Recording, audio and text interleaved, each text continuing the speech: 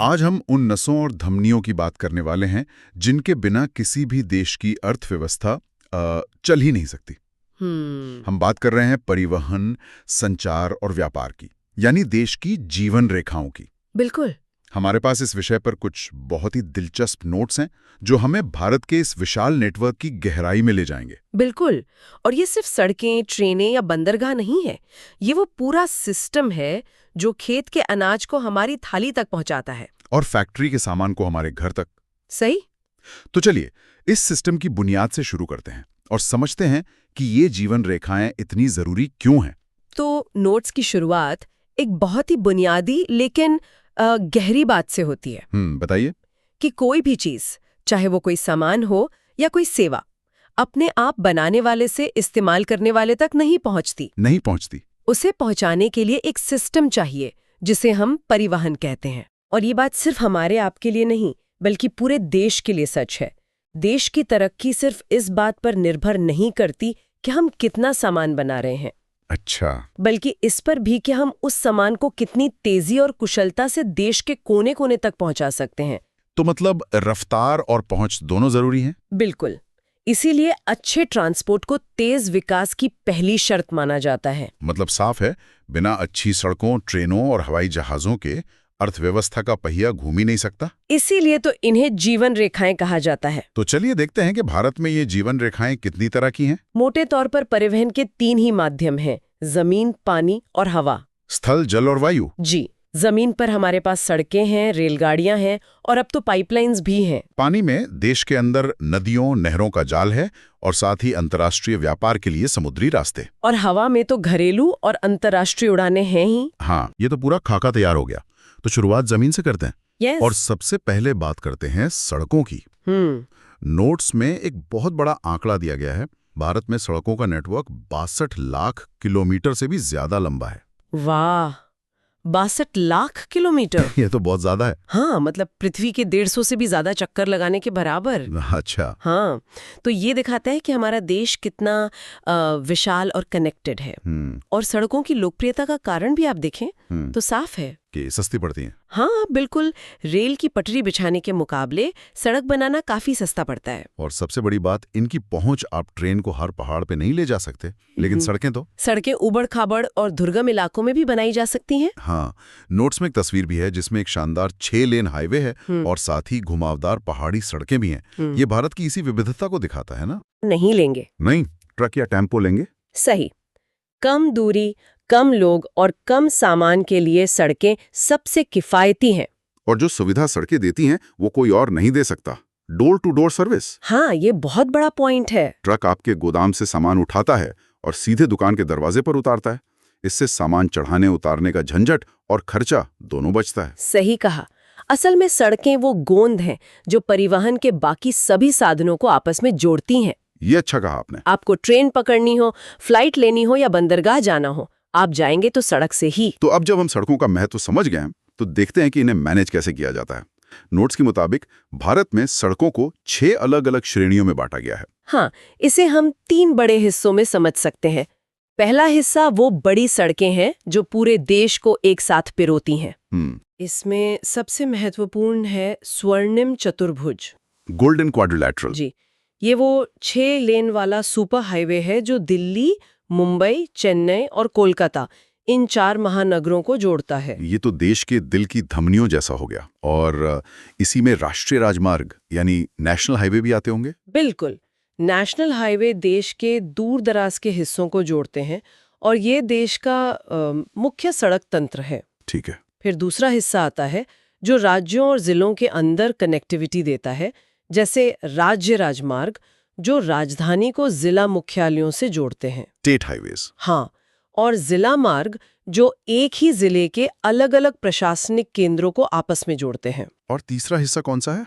तीसरा हिस्सा वो खास सड़कें हैं जो हमारी आखिरी कड़ी तक पहुंचती हैं। अच्छा। जैसे अन्य सड़कें जिनमें प्रधानमंत्री ग्रामीण सड़क योजना जैसी स्कीमें आती हैं, जिनका काम गांव को शहरों से जोड़ना है। हाँ, और दूसरी है सीमांत सड़कें जिन्हें बॉर्डर रोड्स ऑर्गेनाइजेशन यानी BRO बनाता है। ये हमारी सीमाओं पर मुश्किल हालात में बनाई जाती हैं और देश की सुरक्षा के लिए बहुत जरूरी हैं। सड़कें तो कमाल है, घर घर तक पहुंचती हैं।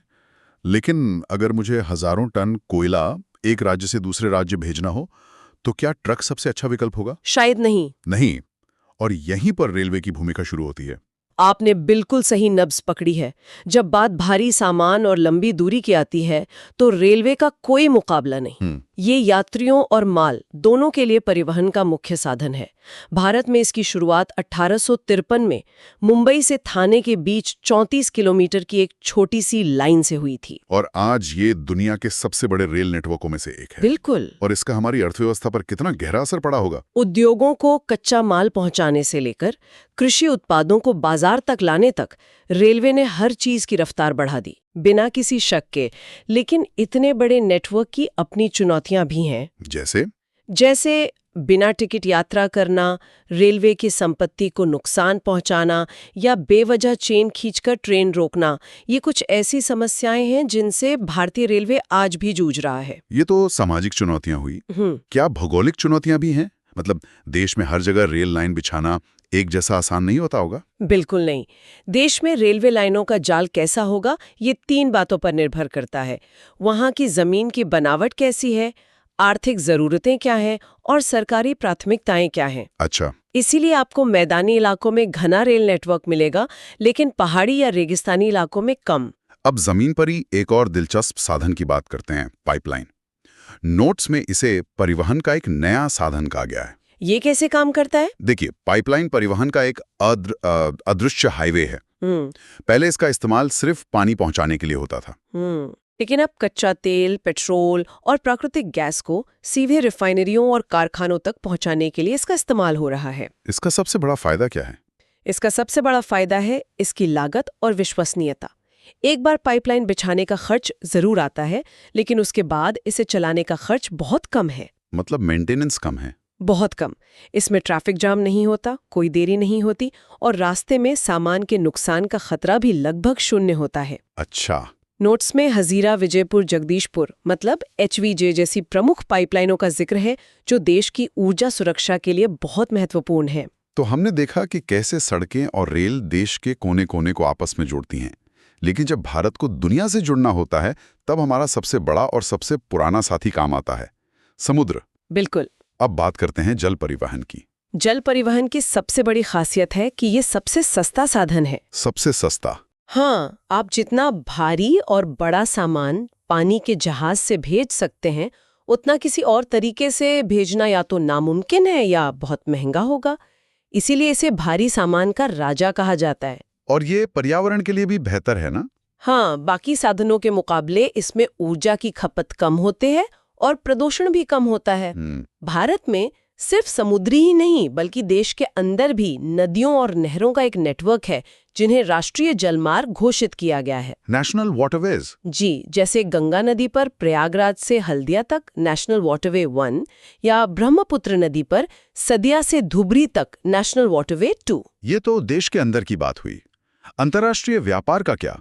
यहाँ तो बंदरगाहों की भूमिका सबसे बड़ी होगी। बिल्कुल। भारत की तटरेखा करीबन 7,500 किलोमीटर लंबी है, जिस पर 12 बड़े और 200 के करीब छोटे मझोले बंदरगाह हैं। 12 प्रमुख? हाँ, और ये आंकड़ा सुनकर आप शायद हैरान हो जाएंगे कि भारत का 95% विदेशी व्यापार इन्हीं बंदरगाहों के जरिए होता है। 95%? हाँ, 95%। मतलब हमारी पूरी अर्थव्यवस्था की डोर इन बंदरगाहों के हाथ में है। आप कह सकते हैं। दीनदयाल, कांडला, मुंबई, चेन्नई, विशाखापट्टनम, ये कुछ बड़े नाम हैं। नोट्स में कोलकाता बंदरगाह को नदिये-पत्तन कहा गया है। इसका क्या मतलब है? ये बहुत दिलचस्प है। कोलकाता का बंदरगाह समुद्र तट पर ना होकर हुगली नदी पर है। अच्छा, नदी पर? हाँ, समुद्र से काफी अंदर की ओर बना है। इसका मतलब है कि बड़े जहाजों को समुद्र से लंबा सफर तय करके नदी के रास्ते बंदरगाह तक आना पड़ता है। ये एक इंजीनियरिंग का बेहतरीन नमूना है। जल और जमीन के बाद अब आसमान की ओर चलते हैं। वायु परिवहन, जो सबसे तेज, सबसे आरामदायक और सबसे प्रतिष्ठित माना जाता है। इसकी सबसे बड़ी ताकत इसकी रफ्तार और पहुंच है। जहां सड़क या रेल बनाना मुमकिन नहीं, जैसे ऊंचे पहाड़, घने जंगल या रेगिस्तान, वहां हवाई जहाज आसानी से पहुंच सकता है। इसीलिए नोट्स में लिखा है कि इसका खास महत्व उत्तर पूर्वी राज्यों के लिए है, एकदम सही। जहां बड़ी बड़ी नदियां, घने जंगल और बार बार आने वाली बाढ़ की वजह से जमीनी संपर्क मुश्किल हो जाता है। हाँ, उन इलाकों के लिए ये एक वरदान है। और सिर्फ हवाई जहाज ही नहीं, हेलीकॉप्टर्स भी एक बड़ी भूमिका निभाते हैं। जैसे पवन हंस कंपनी, जो ओएनजीसी को समुद्र में तेल खोजने जैसे कामों के लिए और दूसरे मुश्किल इलाकों में हेलीकॉप्टर सेवाएं देती है। लेकिन हवाई यात्रा तो हमेशा से महंगी मानी जाती रही है। क्या ये आम आदमी की पहुंच में है? इसी सोच को बदलने के लिए सरकार ने उड़ान योजना शुरू की। उड़े देश का आम नागरिक। बिल्कुल, इसका मकसद छोटे शहरों को हवाई मार्ग से जोड़ना और हवाई यात्रा को इतना किफायती बनाना है कि आम नागरिक भी इसका फायदा उठा सके। तो ये एयरलाइंस को छोटे रूट्स पर फ्लाइट चलाने के लिए प्रोत्साहित करती है। हाँ, जहां वे आमतौर पर नहीं जाती। परिवहन के इन सभी साधनों ने देश को भौतिक रूप से तो जोड़ दिया, लेकिन विचारों और सूचनाओं को जोड़ने का काम करती हैं संचार सेवाएं। ये देश को जोड़ने वाले अदृश्य धागे हैं। हाँ, और इन धागों में सबसे पुराना और मजबूत धागा है भारतीय डाक तंत्र। वाकई आपको जानकर शायद हैरानी होगी कि भारत का पोस्टल नेटवर्क दुनिया में सबसे बड़ा है। जी, आज भी चिट्ठियों, कार्ड्स और पार्सल को देश के कोने कोने तक पहुंचाने का काम ये पूरी जिम्मेदारी से कर रहा है। अब तो फोन और इंटरनेट का जमाना है। हाँ, पर डाक की अपनी जगह है। बिल्कुल। नोट्स में एक और दिलचस्प बात है कि डाक को भी 2 श्रेणियों में बांटा गया है। पहली श्रेणी जिसमें कार्ड और लिफाफे आते हैं, जिन्हें तेजी से पहुंचाने के लिए हवाई जहाज से भेजा जाता है। और दूसरी श्रेणी में किताबें, अखबार जैसी भारी चीजें होती हैं, जिन्हें जमीन के रास्ते भेजा जाता है। सही। ये तो निजी संचार की बात हुई, लेकिन जब एक साथ लाखों करोड़ों लोगों तक कोई संदेश पहुंचाना हो तो जनसंचार यानी मास कम्युनिकेशन काम आता है। जैसे रेडियो, दूरदर्शन, अखबार और फिल्में। हाँ, इनका मकसद सिर्फ मनोरंजन नहीं, बल्कि लोगों को राष्ट्रीय कार्यक्रमों और नीतियों के बारे में जागरूक करना भी है। और कुछ मजेदार तथ्य भी हैं, जैसे दूरदर्शन दुनिया का सबसे बड़ा पब्लिक ब्रॉडकास्टिंग नेटवर्क है और भारत में सबसे ज्यादा अखबार हिंदी भाषा में छपते हैं। हाँ, ये सब मिलकर डिजिटल इंडिया जैसे कार्यक्रमों की नींव रखते हैं, जिसका लक्ष्य तकनीक की मदद से देश में बदलाव लाना है। और जब देश के अंदर परिवहन और संचार का जाल मजबूत हो जाता है तो ये अंतर्राष्ट्रीय व्यापार के लिए नए दरवाजे खोलता है। अंतर्राष्ट्रीय व्यापार, जिसे नोट्स में राष्ट्र का आर्थिक बैरोमीटर कहा गया है, ये लाइन बहुत शक्तिशाली है। और ये इकोनॉमिक बैरोमीटर वाली बात बहुत गहरी है। इसका मतलब है कि जब कोई सुनता है कि देश का एक्सपोर्ट बढ़ा है, तो ये सिर्फ एक नंबर नहीं है। ये इस बात का संकेत है कि सूरत के हीरा कारीगरों को या पंजाब के किसानों को ज्यादा काम मिल रहा है। व्यापार सीधे तौर पर लोगों की जेब से जुड़ा है। इसमें व्यापार संतुलन का भी जिक्र है, जो आयात और निर्यात के बीच का अंतर होता है। जी, भारत मुख्य रूप से क्या निर्यात करता है और क्या आयात करता है? हम मुख्य रूप से रत्न और आभूषण, केमिकल्स और कृषि उत्पाद दुनिया को बेचते हैं। और हमारी सबसे बड़ी जरूरतें हैं कच्चा पेट्रोलियम और मशीनें, जिन्हें हम बाहर से मंगाते हैं। लेकिन एक क्षेत्र है जहां भारत दुनिया में एक महाशक्ति है। वो है सॉफ्टवेयर। हम सूचना प्रौद्योगिकी से बहुत ज्यादा विदेशी मुद्रा कमा रहे हैं। और व्यापार की ही तरह एक और इंडस्ट्री है जो देश को दुनिया से जोड़ती है और अर्थव्यवस्था को मजबूती देती है, वो है पर्यटन। बिल्कुल, पर्यटन सिर्फ घूमना फिरना नहीं है। जब कोई पर्यटक आता है तो वो होटल, ट्रांसपोर्ट, स्थानीय कारीगरों सबसे पैसा खर्च करता है। सही बात है। इससे राष्ट्रीय एकता को भी बढ़ावा मिलता है और हमारी स्थानीय कला और संस्कृति को एक वैश्विक मंच मिलता है। नोट्स में पर्यटन के कई प्रकार बताए गए हैं। विरासत पर्यटन मतलब ऐतिहासिक जगहों पर घूमना। पर्यटन यानी प्रकृति के करीब जाना। सांस्कृतिक पर्यटन और अब तो चिकित्सा पर्यटन भी। हाँ, चिकित्सा पर्यटन भी, जहां लोग बेहतर इलाज के लिए भारत आते हैं। भारत में मेडिकल टूरिज्म बहुत तेजी से बढ़ रहा है क्योंकि यहाँ उन्नत इलाज पश्चिमी देशों के मुकाबले काफी सस्ता है। तो इस तरह हमने देखा कि कैसे सड़क, रेल, जहाज से लेकर इंटरनेट और व्यापार तक ये सभी जीवन रेखाएं एक दूसरे से जुड़कर देश की अर्थव्यवस्था को गति देती हैं। कोई भी एक हिस्सा कमजोर पड़ जाए तो पूरे सिस्टम पर असर पड़ता है। बिल्कुल। और जाते जाते सोचने के लिए एक सवाल छोड़ जाती हूँ। जरूर। जैसे जैसे तकनीक आगे बढ़ रही है, क्या भविष्य में 5G नेटवर्क, ड्रोन डिलीवरी और हाइपरलूप जैसी नई तकनीकें इन पारंपरिक जीवन रेखाओं की परिभाषा को पूरी तरह से बदल देंगी? अगर आपको इसी तरह आसान भाषा में पढ़ना अच्छा लगता है तो इस चैनल को अभी सब्सक्राइब कर लीजिए। आप सभी सब्जेक्ट्स के नोट्स चाहते हैं तो वीडियो के डिस्क्रिप्शन बॉक्स को जरूर चेक करें।